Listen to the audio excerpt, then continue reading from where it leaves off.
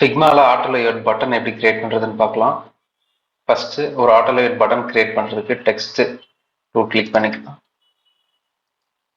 Click பண்ணிவிட்டு this is a button நான் அப்படி கொடுக்குறேன். கொடுத்துட்டு ஷிஃப்ட் ஏ கீபோர்ட் ஷார்ட்கட் ப்ரெஸ் பண்ணிங்கன்னா உங்களுக்கு ஆட்டோ லேஅவுட் பட்டன் ஒன்று கிரியேட் ஆயிரும். இப்போ இந்த ஃப்ரேம்குள்ள இருக்கிறது தான் இந்த பட்டன். இது வந்து ஒரு ஆட்டோ லேஅவுட் பட்டன். ஆட்டோ லேஅவுட்னு என்ன மீனிங்னு பார்த்தீங்கன்னா, இப்போ இந்த பட்டனில் இருக்க டெக்ஸ்ட்டுக்கு தகுந்த மாதிரி பட்டனோட விட்த் வந்து அட்ஜஸ்ட் ஆகிக்கும். இப்போ பாருங்க, இப்போ உங்களுக்கு பட்டன் விசிபிளாக தெரியாததுனால அதுக்கு ஒரு ஃபில் கலர் கொடுத்துக்கலாம். ஃபில் கலர் வந்து ஒரு ப்ளூ வச்சுக்கலாம். இப்போ இந்த பட்டனோட லேபிளை நீங்கள் எடிட் பண்ணீங்கன்னா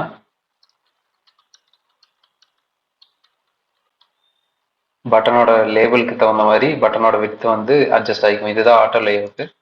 இப்போ இந்த ஆட்டோ லேஅவுட்டில் பார்த்தீங்கன்னா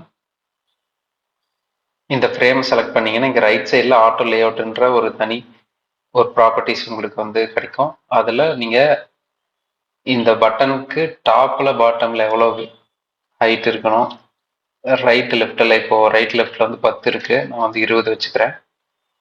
டாப் பாட்டமில் வந்துட்டு 8 வச்சுக்கிறேன்.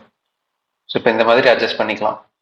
இப்போ அட்ஜஸ்ட் பண்ணதுக்கு அப்புறமேட்டும் நீங்கள் டெக்ஸ்ட் அட்ஜஸ்ட் பண்ணீங்கன்னா டெக்ஸ்ட் லேபிளை சேஞ்ச் பண்ணீங்கன்னா உங்களுக்கு அதுக்கு தகுந்த மாதிரி பட்டனோட விட்த் அட்ஜஸ்ட் ஆகிக்கும்.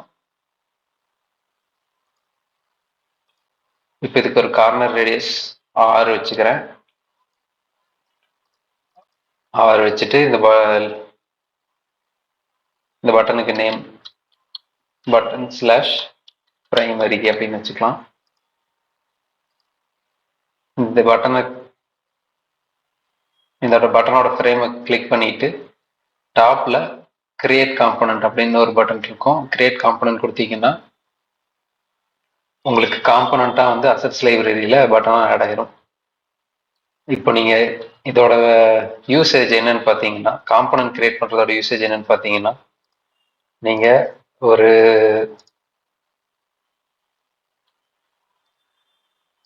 10 இடத்துல இந்த ப்ராஜெக்டில் ஒரு 10 இடத்துல நீங்கள் இந்த பட்டன்ஸ் யூஸ் பண்ணியிருக்கீங்க அப்படின்னா ஃபியூச்சரில் நீங்கள் அந்த பட்டனோட கலரை வந்து சேஞ்ச் பண்ணும் அப்படின்னு நினச்சிங்கன்னா இந்த மெயின் காம்பனண்ட் இருக்கு இல்லையா, ஃபஸ்ட்டு நம்ம கிரியேட் பண்ண மெயின் காம்பனண்ட்டுக்கு வந்துட்டு அதோட கலரை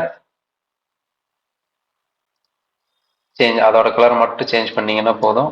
உங்களுக்கு ப்ராஜெக்ட் ஃபுல்லாக எங்கெங்கெல்லாம் அந்த பட்டன் காம்பனண்ட் யூஸ் பண்ணியிருக்கீங்களோ அதோட கலர் ஆட்டோமேட்டிக்காக அட்ஜஸ்ட் ஆயிரும். ஒரு சிங்கிள் கிளிக்லேயும் நீங்கள் வந்து ஈஸியாக ப்ராஜெக்ட் ஃபுல்லாக இருக்க பட்டனோட கலரை மாற்றிக்கலாம். இதுதான் காம்பனண்ட்டோட யூசேஜ்.